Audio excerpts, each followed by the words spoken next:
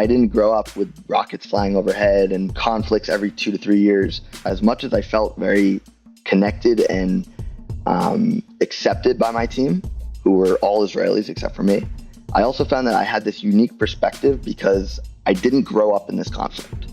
I grew up hearing about this conflict, but I didn't grow up in it. I noticed that this cycle of fighting and of conflict is never going to change unless both sides really want it to change. The Israelis are very straightforward and they say it as it is. There's no time for bullshit, but they want to live in peace and they want to be able to live and not have to go to reserves every 3 months. And so that's why it's really hard. And that's why it's also hard for me as, after 10 years in Israel to start transition back to the US. It's a challenge and a part of me is still there and will always be there. On today's episode of Jew and Stew, we feature Max Long.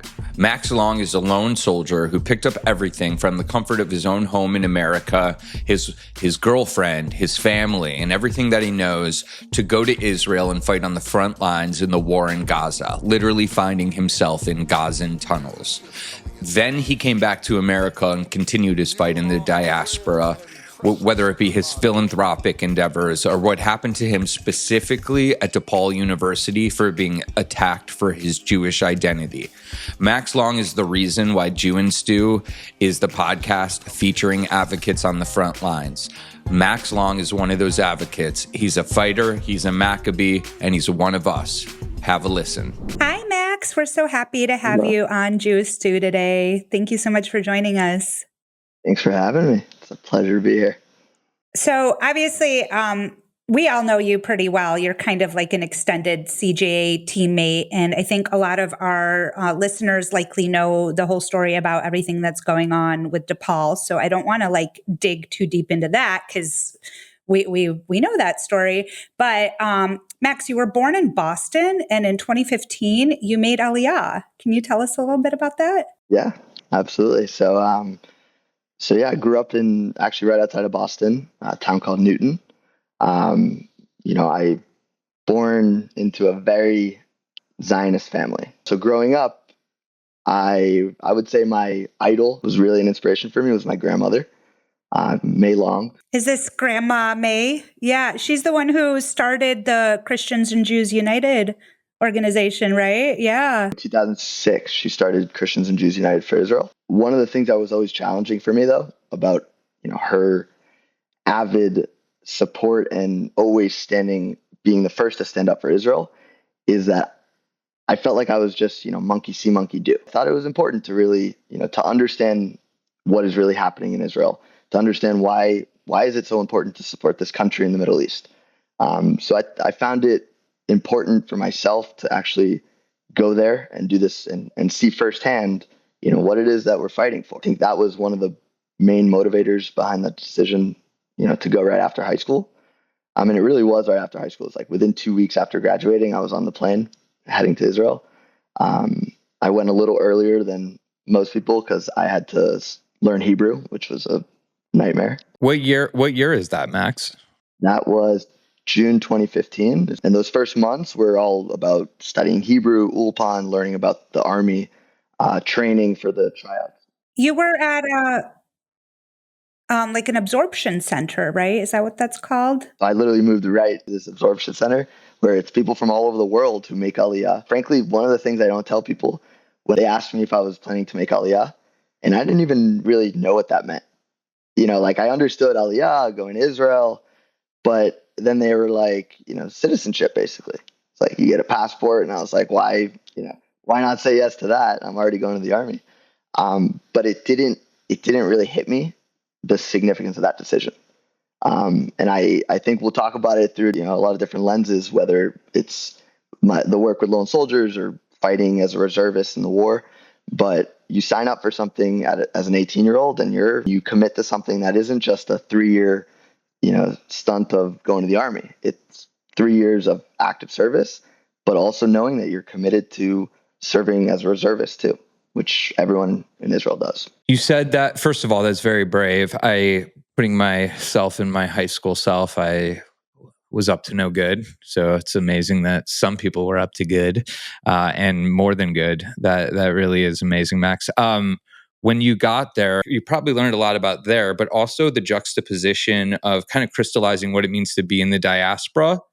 You know, what was that like? What was it like early days getting there and making sense of what it meant for your Jewish identity back home in Boston? I would say at first, there's a lot of the buildup before the army. So in those, when I landed, it's like you hit the ground, and for me, there's no other option than to hit the ground running. So doing all the things to prepare myself for my service, which was Hebrew, working out, and figuring out how am I going to get to the best unit possible. And that's what it was all about for me. It didn't really set in the fact that I don't need to be doing this. December of 2015 is when I drafted. And that was the first time where I was like, wow, like this is a culture shock to say the least. Basic training, it was literally monkey see, monkey do. I did not speak for the first 6 to 8 months of training. I didn't know how to put the words together in the time frame that I had. So I became a really good listener. And I think that's something that when you ask, how did it make me kind of reflect on life as a Jew in the diaspora? And I think it's so important that we all find that inner leader in ourselves. It's also really important to know how to be a smart, calculated follower. And the reason I say that is because, everyone wants to voice their opinion, especially in the army, where everyone wants to the decision on what the right way to do something is. And I was always the guy that, I basically would follow those that I felt had the best interest in mind of everyone. And I think that really made me intuitive to also read people, because I didn't know to understand what they were saying or even the commands. So it's just knowing who to follow, when to follow, and when to assert yourself. It was also totally eye-opening part of the experience. But also, I grew up in Newton, Massachusetts. I didn't grow up with rockets flying overhead and conflicts every 2 to 3 years. So that was also another side. As much as I felt very connected and accepted by my team, who were all Israelis except for me, I also found that I had this unique perspective because I didn't grow up in this conflict. I grew up hearing about this conflict, but I didn't grow up in it. I didn't, have family members and best friends that were either killed or injured, in the conflicts that have gone on since Israel was established. So that was also really interesting to see, is how Israelis also see their army service and what their part in defending Israel. But I noticed that this cycle of fighting and of conflict is never going to change unless both sides really want it to change. 6 months of learning Hebrew and working out sure sounds great to me right now. My first experience with IDF soldiers was on my birthright trip. We had ones that were just hanging out with us, but then we had ones that were kind of guarding our group as we traveled around. And my like lasting impression was how grounded and rooted and like even earthy and like just how connected to the land they were. So you described some culture shock when you first started encountering Israelis. Can you talk a little bit more about what that meant? They're very straightforward. They're not ones to go around, talk behind your back. It is very straightforward in the sense of, if someone has an issue with you, they'll voice that to your face. At first, that's kind of uncomfortable. It's not what we're used to. But, then you start to see this other way of life. And I like to explain it to people in the sense of where I, grew up. I barely knew my neighbors. I really could remember, 1 or 2 interactions with them. And in Israel, I'll be sitting on the bus in uniform, talking on the phone in English. And every time someone would come up to me and ask me my story, ask me where I'm from, they'd hear that English, they'd see the uniform, and it wouldn't click. And they would always offer, come to my house for Shabbat, come, meet my, my kids. They would always want, it was so welcoming in that sense, where we're all in this together. And they also see it as someone like me coming from abroad, doesn't have to serve. But they appreciate it. And I would say my, experiences with Israelis from the days when I didn't know Hebrew until now, the Israelis are very straightforward and they say it as it is. There's no time for the bullshit, but they want to live in peace and they want to be able to live and not have to go to reserves every 3 months. And so that's why it's really hard. And that's why it's also hard for me as, after 10 years in Israel to start making the transition back to the US. It's a challenge, and a part of me is still there and will always be there. Actually, let's go to the next point in your chronological journey. So you're there in 2015. How do you get from Israel to DePaul University? Yeah, so 2018 is when I finished my active service, and then you get released. So in 2018, I got released, basically moved into the reserves, side of the army, which at that time it meant once in a while getting called up and going for a day to go shooting and spending time with your friends. Before October 7th, reserves was seen as this break from your life and go hang out with your people. And I like to say this: serving in any army is a challenge, let alone serving in a foreign army, in a foreign language, foreign culture, additional layer of challenge that comes with that. And that's why they have a status for it, for people that do that volunteer to go and serve, which is a lone soldier. And so coming out of the army, I saw a lot of issues in terms of the support for lone soldiers. I had a friend who was not able to access the support he needed and took his own life. I'm a solutions person. So I was like, what can we do to solve this problem? There are tons of organizations out there that support lone soldiers, but clearly the problem isn't that there aren't enough. It's that they're not connected. And as a soldier, you don't know where to turn to for help with the different issues that come about. So that's where I decided to start growing wings right out of the army. The aim was to find a way to build coalitions of grassroots organizations that are truly having the most impact, just need access to the funding to really scale that impact. And so I basically went around identifying different organizations that have very niche offerings at different phases in the lone soldier journey. And I started these collaborations and would come back to the US every couple of months to fundraise, to give grants to those organizations so they could scale. So that's how this all started. In 2018 to 2023, I was on the ground building the program, getting everything in place to create this, network of resources and support services for soldiers. May of 2023, I decided going to the US twice a year isn't enough. So I really need to, double down on the fundraising, build a strong network of people who see what we're doing, understand the value in it, and will support it in the long run. So that's when I decided not just to move to the US for fundraising, but also to start pursuing a degree. I'm 28 at this point. It was time to start my undergrad. I decided together with my girlfriend that we're going to move to Chicago. And that's when I started looking into programs of adult learning where I could go, be a part-time student, start working towards my degree, but also continue my work with the organization. So that was supposed to happen fall of 2023. And, obviously with October 7th, I was in Israel and got called up, which really pushed the whole plan down the road. And on October 7th, Saturday, got called up to the army, joined my team, and had no idea that would, be something that I'd be in and out of for the next 2 years. My first round of reserves ended in February of 2024. And that's when I decided to stick to the original plan. I packed up my life, my 2 dogs, one dog from Gaza that I scooped up along the way. And I made the move. And in March 1st, I moved into the apartment in Chicago with my girlfriend. And a week later started at DePaul. And it was, to say the least, to go from Gaza to DePaul University wasn't too different. Yeah, I was going to say, which one's more challenging? We're not sure right now, unfortunately. Yeah, honestly. And I came back right at the time where the encampments had just started too. I was an observer. No one knew me then. I would literally hood over my head, walk around, listening to the nonsense being spewed out of the mouths of people who have no idea what's going on. And a lot of what they were saying was trying to say that the things I myself witnessed, whether it's on October 7th or in Gaza, those things did not happen.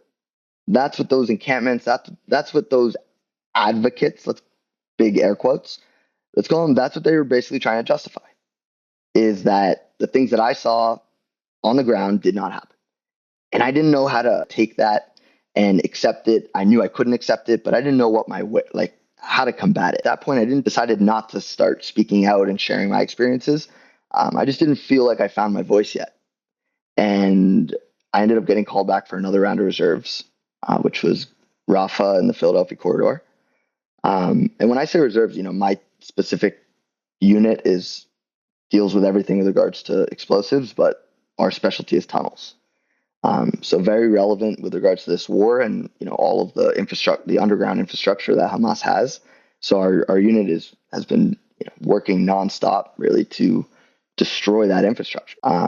And in May of 2024, I basically left DePaul and went back to Israel for another round of reserves. And it was at that time I had a lot of time to think. And the number one thing that was on my mind was, how am I supposed to move back to the US?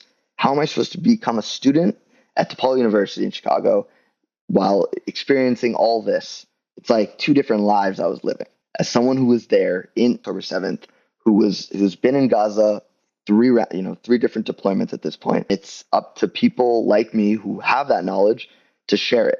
Because if we keep it in, someone's going to write the narrative for us if we don't do it for ourselves. I do really want to make this footnote that I think about often when I think about your story.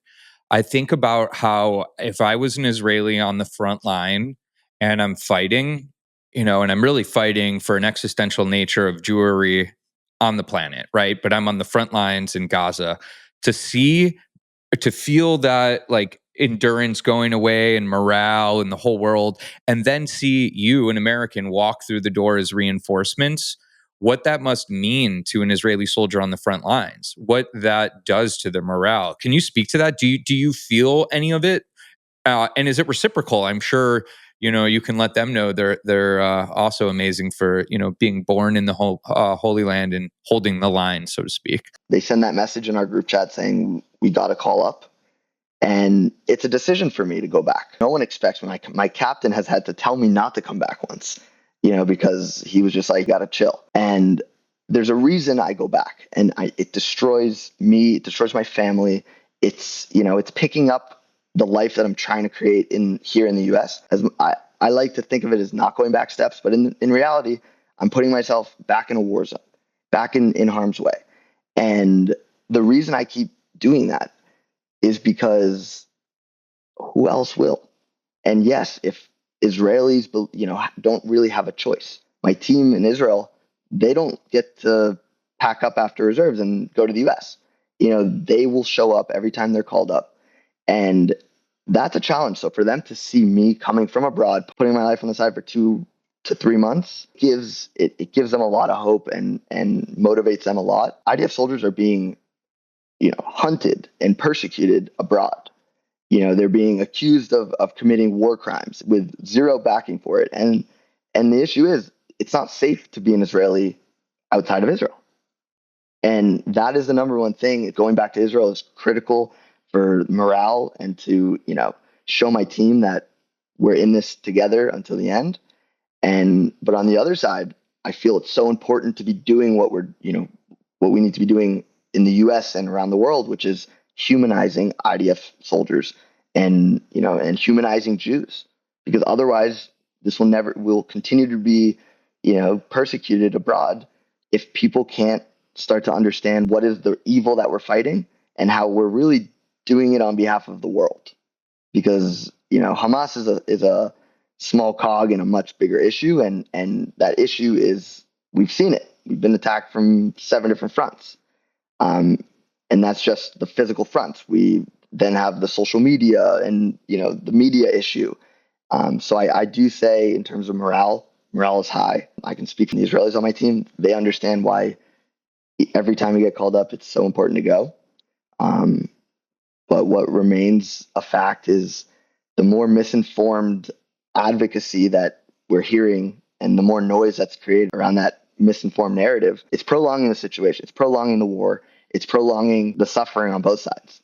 So everyone who goes out there with a Free Palestine sign should know what they're really doing is counterintuitive to their own agenda. Simone, did you have a question? Well, I'm firstly really emotional after what you just said, and just thinking about you and others like you who are young, you're probably looking at getting married, starting a family, and yet you're picking up your life every couple months and going over there. Like, just very emotional about that. But we've been using the term lone soldier, and it's not a term I was familiar with until maybe 2 years ago. And I actually think probably a lot of listeners aren't familiar with that term.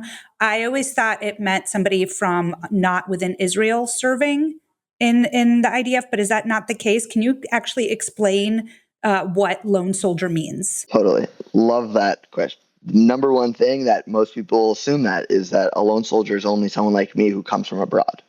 So a lone soldier is a term that the IDF actually gives soldiers that don't have immediate family that supports them. What that could mean, which is literally lone soldiers who, make Aliyah and then go into serve, they're lone soldiers because of the fact of immediate family. They're just not in Israel. What most people don't know is that 55% of the lone soldier population, which there are just over 7,000 in active service, just about 55% are actually Israeli lone soldiers, meaning these are also individuals who are voluntarily serving because of their social status. But some of them come from broken homes. Some of them are orphans. Right now we're all hearing about the Haredi drafting to the army. What most people don't realize is, and I learned this actually in Gaza a couple months ago on my third deployment, and I find myself sitting in a house in Khan Yunis with a bunch of Haredi soldiers. What everyone's been talking about, draft the Haredi, draft the Haredi. Well, I was there with a whole team of Haredi soldiers. Do you want to explain what a Haredi soldier is? Sure. So a Haredi is basically like an ultra-Orthodox sect of Judaism, which Haredi actually comes from the root Hareda, which means fear. So it's basically they fear God in a way. It's a ultra-Orthodox form of Judaism, and they believe that they don't need to serve in the IDF. They're not part of the mandatory enlistment, and instead they go to yeshiva and they learn and they pray, and that's their service. And over the last 2 years, we've seen the need for more soldiers. Israel hasn't been in this position ever, really, that we've been fighting such a war for such a long time. And so there's a need for more soldiers. So there's been an issue of needing to draft more Haredi soldiers. But what most people don't understand is the implications that come with that. Just sitting in that house with 14 Haredi soldiers, 80% of them become lone soldiers. Why? Because their families are so against them drafting to the army that they actually disown them. And in many cases, they sit Shiva for them. They actually have funerals for their kids because they decided to join the army, or not even a decision at that point. It's basically mandatory. So what most people don't understand is that a lot of them are going to become lone soldiers. And they do this because it's a violation of their religious ethos, right? Like, you're not going to be able to keep Shabbat while you're in the army, or is it just by the physical violence of it, or what do you know specifically what deters? I mean, the idea was that there's a lot of places to lose your way in the army. Because the army is both males and females serving in all positions, having a female instructor could be an issue for them. But so what the IDF has done is created like actual units for Haredi where they only have male instructors. They're given time every day to pray. So they're trying to make it more accessible and doable for them. But what most people don't realize is the social side of it, where on the weekends off, they have to go home. Where is that home? Is it going to be an empty apartment that they need to go and rent? Who's going to help them put food on the table? So all of these things aren't taken into account. And most people don't know that lone soldiers are majority Israeli that just come from, really hard backgrounds. So not to bring this full circle, but let's bring it full circle. And that's really why you established your organization, was to create an organization that took care of this holistically, right? That was saying like, okay, what do you need? Is it rent? Is it food? Because there's not just one blanket rubric that fits everybody. There's such a diversity here, correct? I mean, 100%.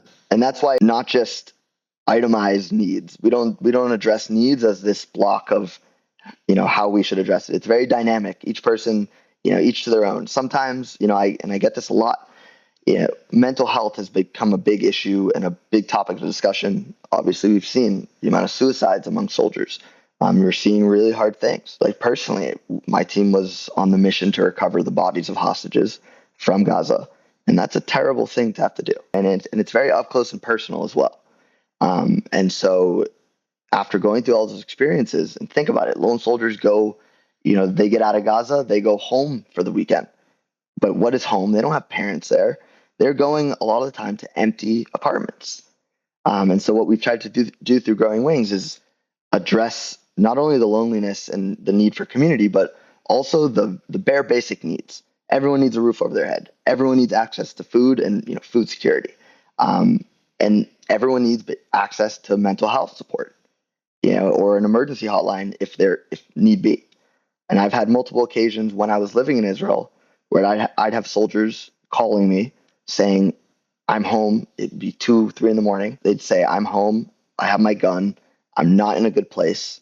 And I would go over to their apartments in the middle of the night, sit with them, and until their commander could come to take their gun. It's a huge issue. So it's a lot about having that conversation, having that person feel the direct connection, not that they're walking up to a massive system that they're just going to be a number in, but really personalizing the support that we give. And like I said, going back to that holistic approach, we have the partnerships in place to address, almost all the needs that we as lone soldiers experience ourselves. We've found the partners that will address those needs, and we've even secured the funding. So the way it works, the soldier comes to us with a range of needs, and what we do is we take them through our kind of menu of offerings, and we basically bring them to each partner, in an individual way, and we go to that partner and say, what is needed to help this person? If it's funding, then we'll provide that supplement funding. So we do what's necessary to get that need met, but it's also really important not to just be spoon feeding them, but to be giving them the tools to really, find these resources and access these resources on their own. Because the last thing we want to do is spoon feed someone, and then when we're not there, they fall down again. Teach a man to fish. Exactly. So you really saw how the efficacy of this on the ground, and when you decided that you wanted to really fundraise at scale, let's say, that's when you made the decision to come back to the States and be able to kind of aggregate resources here and kind of work on yourself at DePaul University, right? That was the plan there. The hardest thing in Israel was I'm there, I'm getting calls from soldiers every day. Like I was saying, I liked it to be personalized. So it was really hard for me to not pick up those phone calls every day. So it was also needing to literally forcing myself to use this network that we created, and to, basically to refer people to the other resources that we've set up for them. So coming to the US was really a lot of different reasons. One was starting my education and removing myself from distractions, which were hurting me in terms of the ability to scale this to reach more people, which was the need for funding. You have something very similar to something I think like we all have here, and that's probably why we're on this podcast about advocacy and stuff. Is there's something in us that is like compelled to tell the truth. That feels like the resources that we can give to people aren't just tangible, but they're actually ideas, and that we have the luxury of those facts on our side. And so I think what I'm getting at is, so you're in the diaspora and things are really crystallizing for you. Then these encampments are popping up, but from firsthand experience what's going on the ground. You know who we're fighting and why, whereas maybe some of these kids here do not. So what happens next in your journey of advocacy? I think you have a detour, maybe. Yeah, no, big time. I came back here thinking, okay, I'm going to go to school and fundraise. Realized pretty quickly that wasn't going to happen. I couldn't fundraise if I wasn't addressing what's really happening here. And I couldn't ignore the fact that as much as we need to advocate and support lone soldiers, we also, we need to do that for Israel first. And we need to make it clear what the facts on the ground and start ensuring that becomes the narrative that's heard. And I talk about the people advocating some misinformed narrative, some don't know what is the right or what is the truth. And so what I always like to think is I'm looking for the ones who haven't really formulated their opinion yet. They've heard a lot of the noise, but they don't actually know, and they don't, want to just jump to a side because that's what the majority that they're hearing is going along with. So I always thought, like, how can we get to those people? And I'm not one to, put myself out there, stand on a street corner and start saying, ask me anything about some of the most painful experiences of my life. Like, that's not who I am. But we all have to do things that make us uncomfortable. And I thought that if I were to take a stand and literally take a stand on campus, providing a different narrative, knowing that I could get hit with questions and situations that I'll be uncomfortable with, but I still found it to be so important. Let's explain what you did. I mean, what did you wind up actually doing to make sure the narrative got out there? Yeah, so it started after I saw the Rally for the Martyrs, which happened right at the start of school in the fall of 2024. And I saw these students. That was like right in the student center too, right? Yeah, like this was right on campus, right in the student center, quite a ruckus. Like, yep. And I saw students holding up posters with pictures, memorializing Hamas terrorists that committed the very atrocities of October 7th. They even had on some of the posters when they fell on October 7th. At that point that I was like, all right, this is it. I got to do something about it. So it was actually Rosh Hashanah when I first went out there. I brought apples and honey. I made little kits like of apples and honey to hand out. That's so cute. I wanted this to be seen as a positive thing. And what better way to do it? And so that's how it started. I went there handing out apples and honey and just with a sign that said, "Come talk about Israel with an IDF soldier."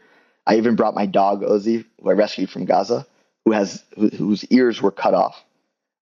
So I brought him. Maybe they would ask about him. Whoa. His ears were cut off? Yeah. What is going on with dogs and Palestinians? Because I know that in Islam, dogs are a dirty animal. If you talk to Muslims, they'll tell you that dogs belong outside. Is there a connection to that and Palestine? I mean, I just see so much stuff on Palestine and dogs.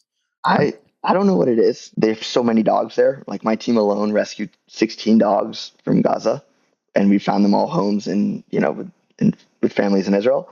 But I don't know what it is about that, especially the cutting off the ears. I mean, I feel like if we can just if we could just explain that story, we would have more sympathy. Okay, maybe if someone doesn't care about Jews or Israelis, maybe they'll care about dogs. And if that's how I align with them and can start a conversation. Oh, you tried that tactic. Yeah. So I mean, because I'm just such a big dog guy. You know what someone said? That what? The airstrikes, that his ears were cut off in the airstrikes. Oh, he blamed the Jews? Explain that to me. The lengths they will go to justify the things they want to believe to be true is just astonishing. I mean, you have a 20 or 21-year-old kid sitting in jail right now because he believed in this. I'm sorry, it's bullshit. All of this, these lies, and those lies being, fed by these guys sitting in tunnels in Gaza while their people are suffering above them. That's who's feeding the world these lies. And who's believing them? The Americans of the world. Well, before we get, I want to explain to the viewer. I was just about to say that though, that it is these lies are fueling DC shootings. They're people are dying and people are getting assaulted. So you want to get this discourse out. You're bringing the dog. You're going into DePaul with apples and honey. You have a sign, I believe, that says "Ask a Zionist anything." No, come talk about Israel with an IDF soldier. Come talk about Israel with an IDF soldier. What happened? What happened at first? I mean, were people engaging? Yeah, so I went there for about 5 weeks, 3 hours a week. And the conversations, I would even go as far as to say is 80% of the conversations were really positive.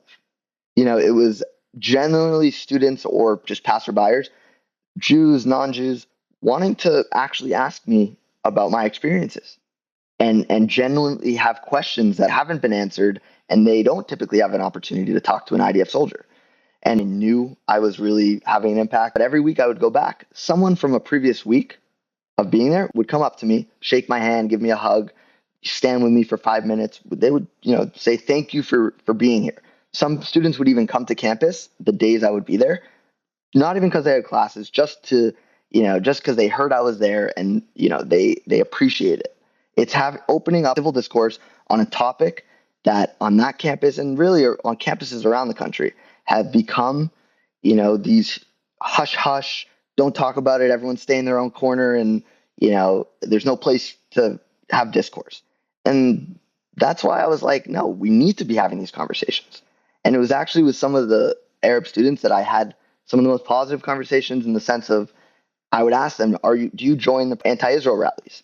And when they would say yes, my first question would be, have you chanted from the river to the sea, Palestine will be free?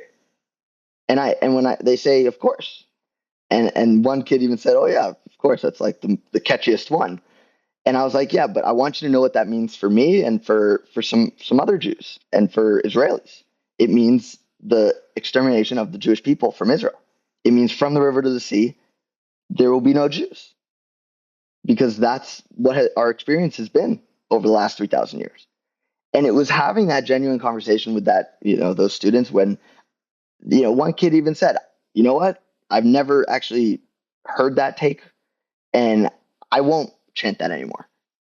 And so I really saw that as, yeah, it's one person, but who knows how far that will go, and, how many, people he will then share that narrative with.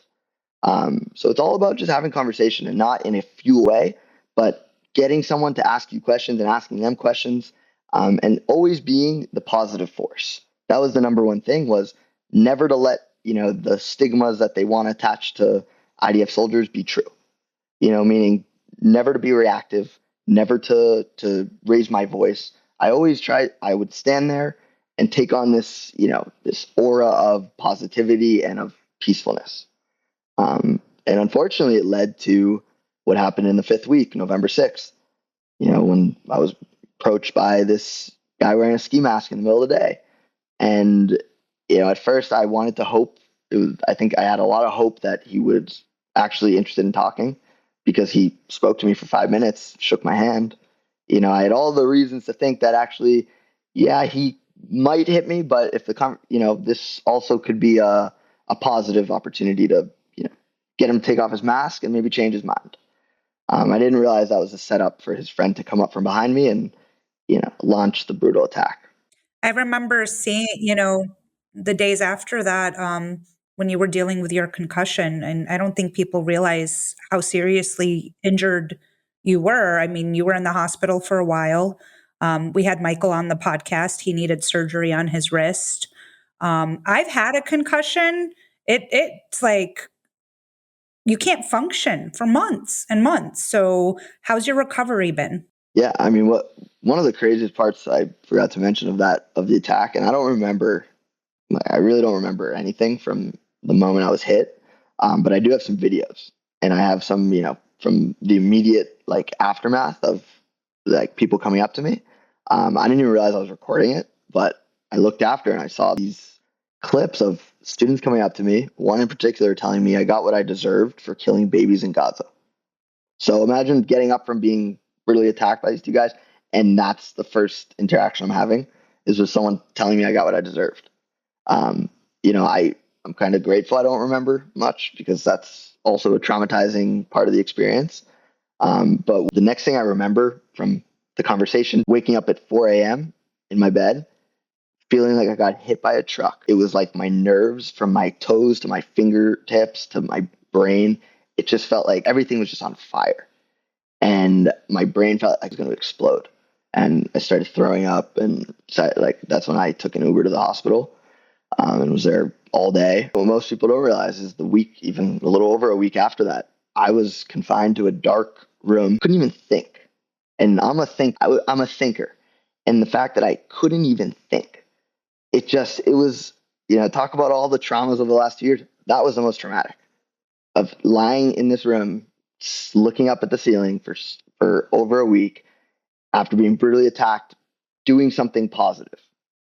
And that's what I want to keep going back to, is it was positive. What got me to go out there and share some of the most vulnerable experiences of my life, of what it's like to lose friends in war, or what it's like to recover innocent, people who should not have been in this situation, removing their bodies from tunnels in Gaza, sharing those experiences with people who all they want to do is accuse you and, make you feel like you did something wrong.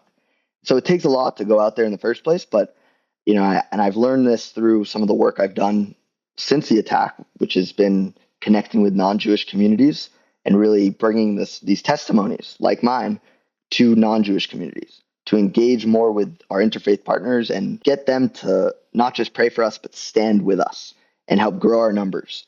And something I learned through all those interactions was actually a Bible verse I heard in a school in Lakeland, Florida. Oh no, are we dropping a Bible verse? I might have to drop a Bible verse, but the truth. Let's hear it. The truth will set you free, which is John 8:32. And it's so true. It is literally what kept me out there. And that's what kept me confident, is that I know the truth. I have the facts that everyone is trying to dispute and, debate over. And I can speak from my personal experiences. And can we find an Old Testament quote that fits this narrative? Yeah, no, I should definitely adjust it when I'm talking to different audiences. But I just thought that was really relevant. I want to talk about how even after all this, after you were attacked and injured and this was all over the news and everything going on, they were literally putting like a hit out for you on campus still, which I think is like one of the most terrifying pieces of this. Is like there were flyers circulating with your face, like a hit. Like people were hunting you. Wanted posters, Max Long. Yeah, I mean, at least they took a picture. So could have been worse. Was it a good? Well, no, I think that's important. Typically, you'd expect you get attacked. The first people that come up to you are going to ask you if you're okay. That wasn't my experience.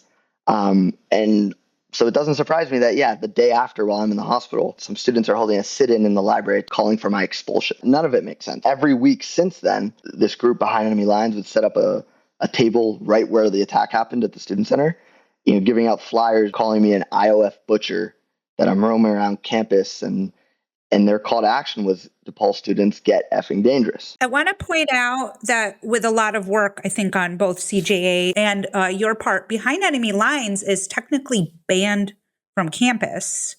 They're not supposed to be there, but they're setting up on the public way so that DePaul can't actually act and remove them as they're distributing this information about you. Yeah, it definitely wasn't a safe space for someone who was just attacked to go back to campus.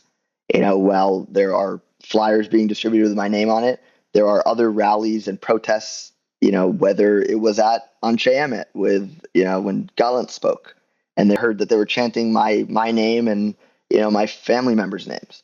And so, it's the intimidation and attempts to intimidate and harass.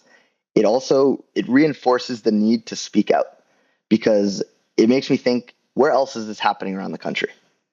I'm sure this is happening to Jewish students all over the country, but imagine, I put myself in an 18, 19, 20-year-old's shoes.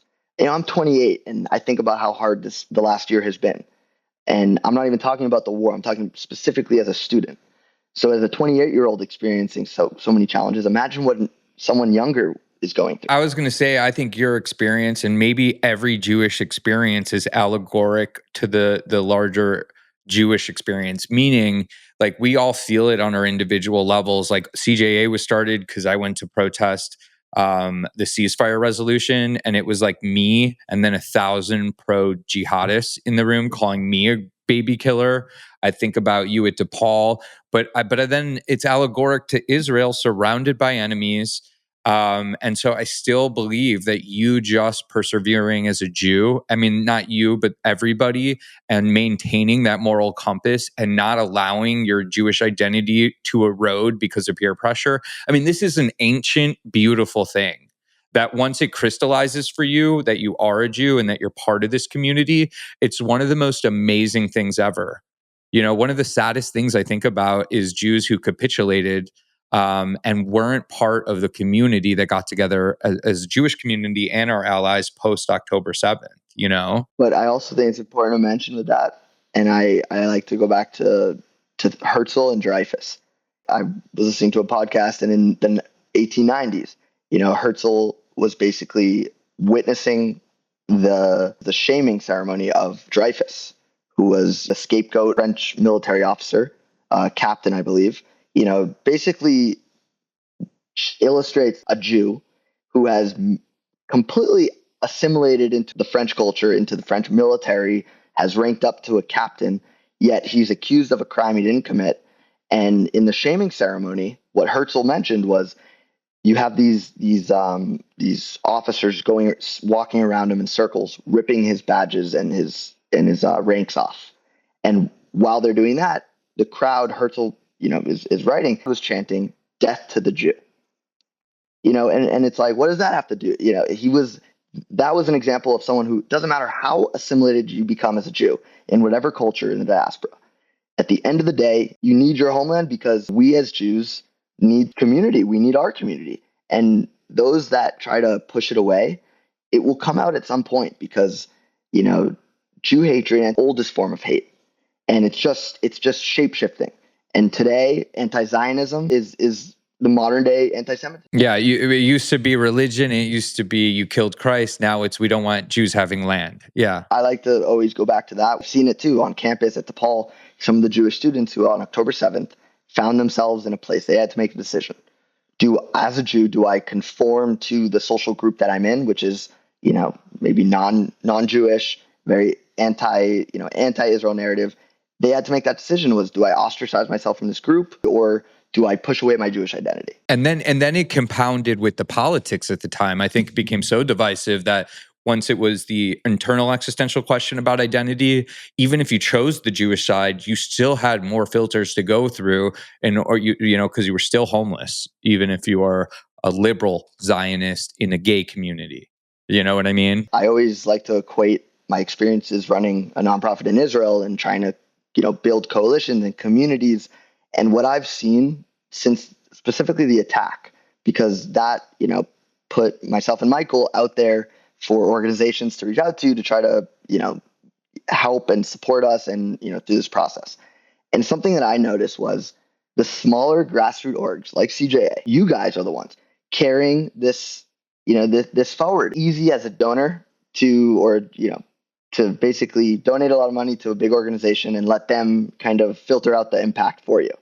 It gives you a way to hide. You guys are forming the communities that are going out there and, and doing the dirty work, which is standing up and standing out and standing against, misdoings in our, in Chicago and in Illinois.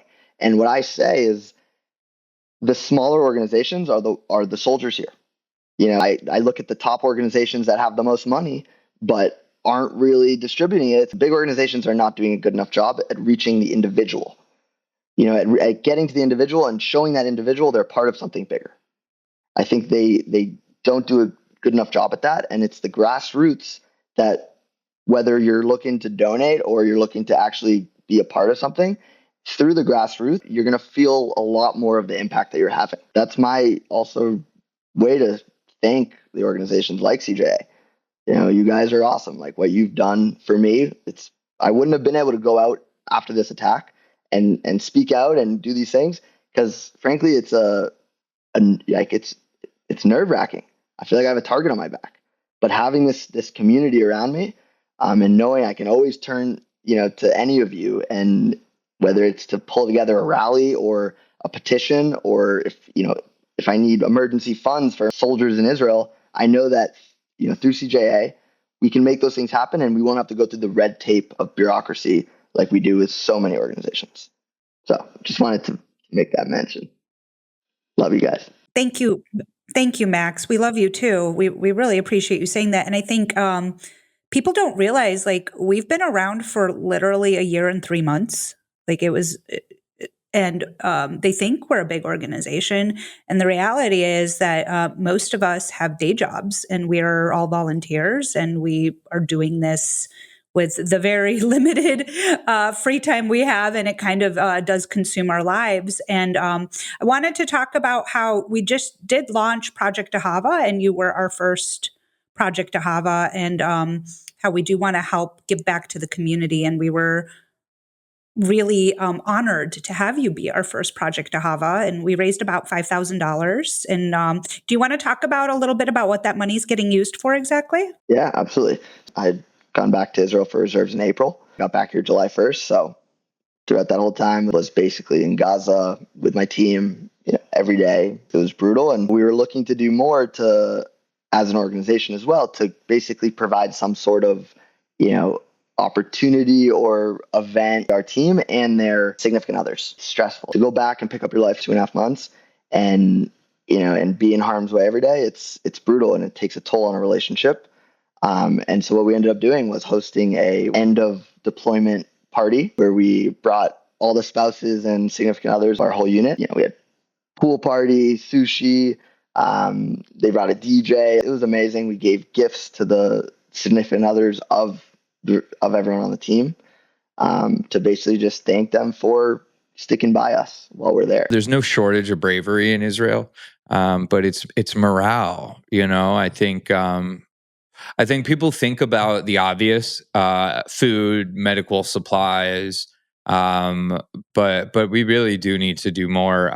My aunt, and I don't know the specifics, opened a rec center in Israel for troops in a random rural post, so that they can go shoot hoops, that they can go and try to have some semblance of a real life. Yeah.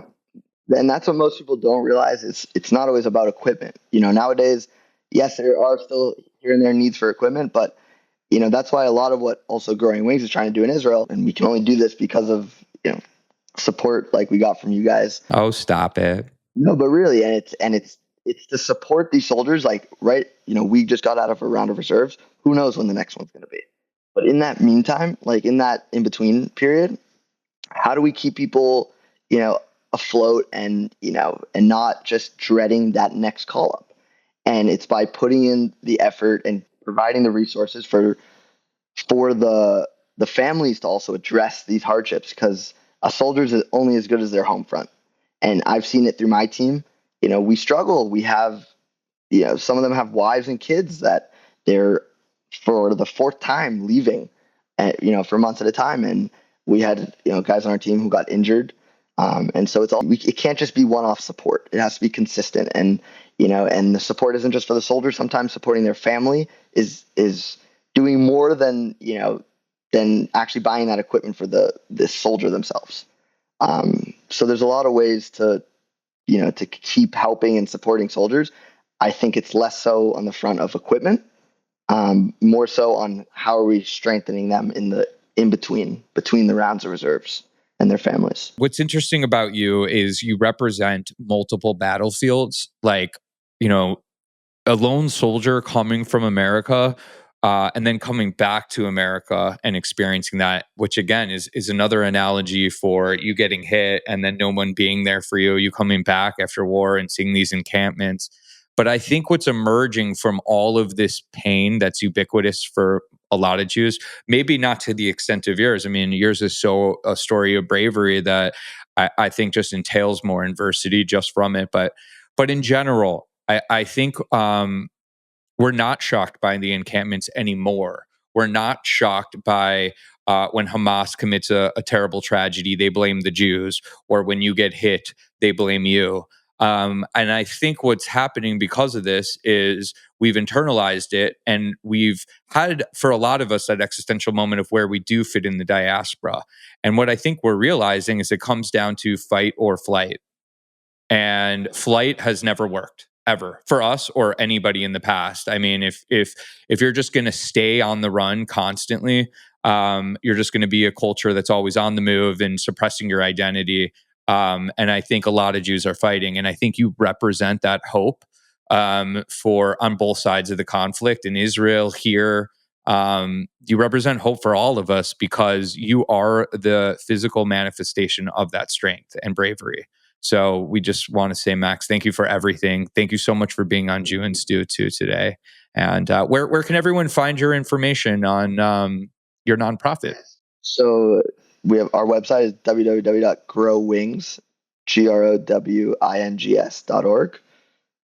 Through that, our whole umbrella is there, and learn about all the different programs as well. But I want to finish by just thanking you guys, and my ability to do it is thanks to the community that you guys have provided. So. Well, it is so reciprocal. I think what the Jewish, like I said before, after October 7th, if you were a Jew or an ally who decided to relinquish your identity for assimilation, you have missed out on a coming together of the Jewish community and our allies. Like, it's almost, it reminds me of after 9/11 and being a patriot in this country, where there was a real tragedy, but then there was a real coming together around Western values, about values in general, the common denominator of values that keep Western civilization together, that allow us the freedoms that we have. And really, we couldn't do anything unless we had soldiers fighting on the front lines that allow us to do it. So thank you so much for joining us today, Max. We really appreciate it. Thank you both. Well, thanks so much for listening to Jew and Stew. We promise to continue to feature advocates on the front line and interview them so you can hear their stories. Max Long is one of those heroes. Max, from Israel to America to his advocacy to his philanthropic endeavors, is really fighting for us and fighting for Western values and holding the line. We feature a lot of people that hold the line, but Max is very special because he fights those battlefronts in many different areas, whether that be logistically, whether that be with a gun, or with paying rent for another lone soldier. We really want to thank you for following and subscribe and continuing to listen to Jew and Stew. Thanks so much. We'll see you next time.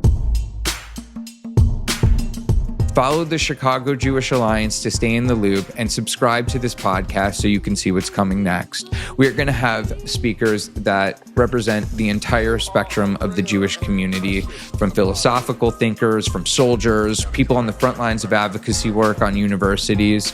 Thank you for being here. We'll see you next time.